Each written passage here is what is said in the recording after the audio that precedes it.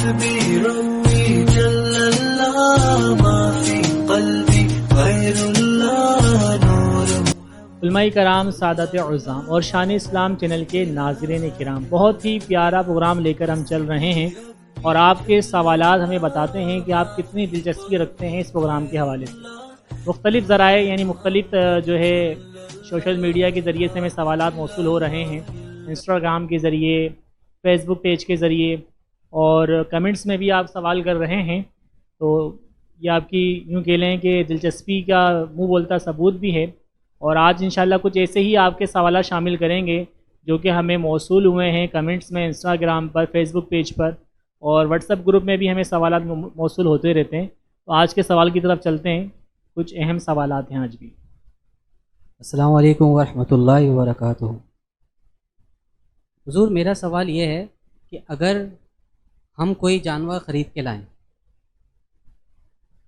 یا وہ بھاگ جائے یا وہ مر جائے، تو اس بارے میں ہماری رہنمائی فرما دیجیے. وعلیکم السلام ورحمۃ اللہ وبرکاتہ.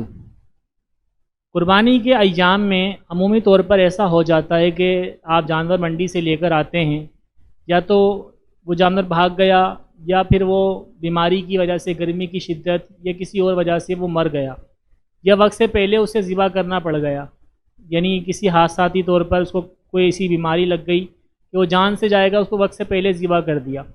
تو ایسی صورت میں اگر وہ صاحب نصاب ہے، وہ شخص یعنی جو جانور لے کر آیا ہے وہ صاحب نصاب ہے، اس پر قربانی واجب ہے، اور اس کا جانور بھاگ گیا یا مر گیا، تو اسے دوبارہ جانور لا کر جو ہے وہ قربانی کرنی ہوگی. اگر وہ جانور لانے والا شخص فقیر تھا، یعنی اس پہ قربانی واجب نہیں تھی، شرعی فقیر تھا، قربانی اس پر شریعت نے واجب نہیں کی تھی، بلکہ وہ اپنے شوق میں ثواب حاصل کرنے کی نیت سے وہ جانور قربان کرنے کے لیے جانور لے کر آ گیا، اور ایسے شخص کا جانور جو ہے وہ بھاگ گیا یا مر گیا، تو اس پر دوبارہ جانور لا کے قربانی کرنا واجب نہیں ہے. مفتی صاحب، میرا آپ سے سوال ہے.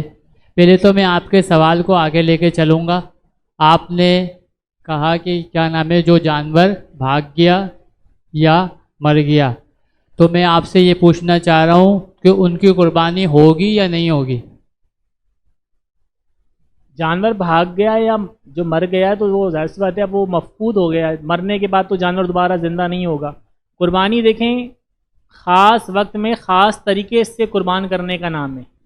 جب وہ جانور وقت سے پہلے ہی مر گیا تو اس کی وہ قربانی تو ہوگی نہیں، بھلے آپ نے وقت سے پہلے اس کو ذبح کر دیا ہو بیماری کی وجہ سے یا کسی حادثے کی وجہ سے، گرنے کی وجہ سے، گاڑی سے ٹکرانے کی وجہ سے. اگر وقت سے پہلے ذبح کر دیا تو یہ قربانی اس کی تو شرعی گوشت حلال ہوگا. آپ نے ذبح کر دیا، گوشت اس کا حلال ہے، لیکن اب یہ شرعی طور پہ قربانی جو عید الاضحیٰ والی قربانی، وہ قربانی نہیں کہلائے گی.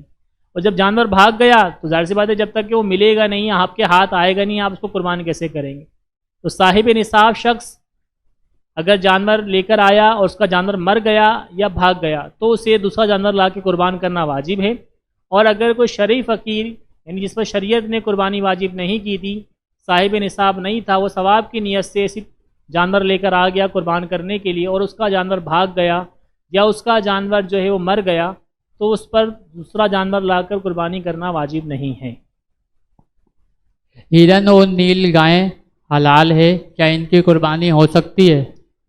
ہرن اور نیل گائیں یہ حلال ضرور ہے، لیکن یہ وحشی جانور ہیں. یاد رکھیے کہ قربانی کے جانوروں کا صرف حلال ہونا کافی نہیں ہے کہ جو بھی حلال جانور ہے آپ اس کی قربانی کریں. سے تو مرغی بھی حلال ہے تو مرغی کی قربانی تو نہیں ہوگی، ٹھیک ہے نا. خرگوش بھی حلال ہے تو خرگوش کی قربانی بھی نہیں ہوگی. کوئی بولے کہ بھئی مرغی کے تو 2 پاؤں ہوتے ہیں، خرگوش تو اس کو 4 پاؤں ہوتے ہیں. تو یاد رکھیے قربانی کا جو تعلق ہے، قربانی کے جانوروں کا جو تعلق ہے وہ شرع کے احکامات سے ہے.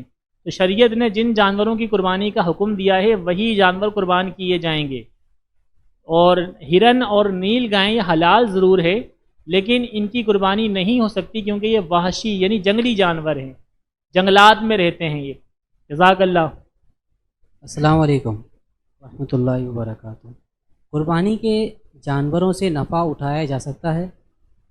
قربانی کے جانور سے کسی قسم کا نفع نہیں اٹھایا جا سکتا.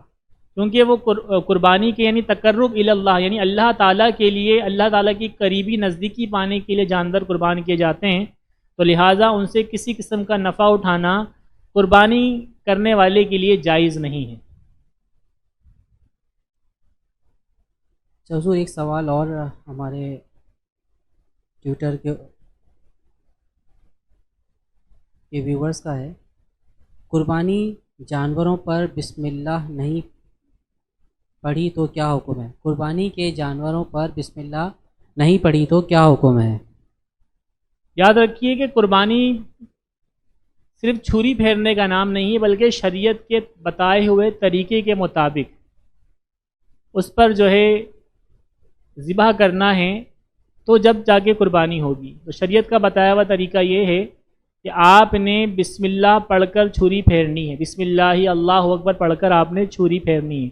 اگر قربانی کے جانور پر بسم اللہ اللہ اکبر نہیں پڑھا گیا اور یوں ہی چھری پھیر دی قصائی نے یا جانور ذبح کرنے والے نے، تو وہ جانور بھی حلال نہیں ہوگا اور قربانی بھی نہیں ہوگی۔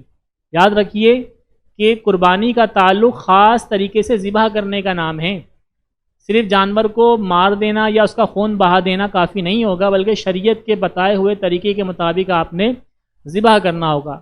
جس نے بسم اللہ نہیں پڑھی قربانی کے جانور پر تو اس کا گوشت بھی حلال نہیں ہوگا، اور جس کی اس میں حصے ہوں گے اس کی قربانی بھی ادا نہیں ہوگی۔ اچھا مفتی صاحب، بسم اللہ کے حوالے سے ایک اور سوال، دو افراد مل کر ذبح کر رہے ہیں جانور، ایک نے بسم اللہ پڑھی اور دوسرے نے نہیں پڑھی، تو کیا جانور حلال ہوگا؟ عام طور پر ہوتا یہ ہے کہ ذبح کرنے کے لیے قصاب بلائے جاتے ہیں، اور ہر ایک کی خواہش ہوتی ہے کہ میں اپنا جانور اپنے ہاتھ سے ہی ذبح کروں۔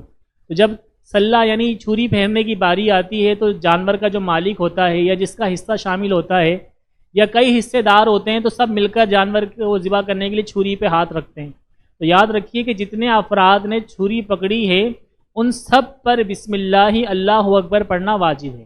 کسی ایک نے بھی بسم اللہ پڑھنا ترک کر دی تو جانور حلال نہیں ہوگا۔ وہ جتنے افراد چھری پکڑ کر چلانے والے ہیں، ذبح کرنے والے ہیں، ان سب پر جو ہے بسم اللہ پڑھنا واجب ہے، اور کسی ایک کی ترک کرنے کی وجہ سے وہ جانور حلال نہیں ہوگا۔ تو جتنے افراد ہیں سب پر پڑھنا واجب ہے، اگر ایک نے بھی ترک کر دی تو جانور حلال نہیں ہوگا۔ جزاک اللہ خیرہ فی الدارین واحسن الجزا۔